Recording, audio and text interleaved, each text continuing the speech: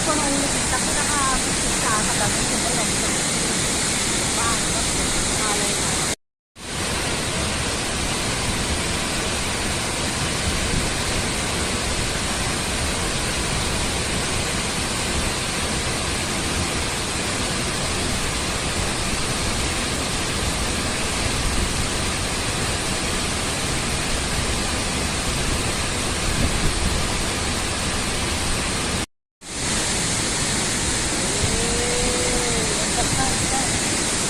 Abagdal talong dito.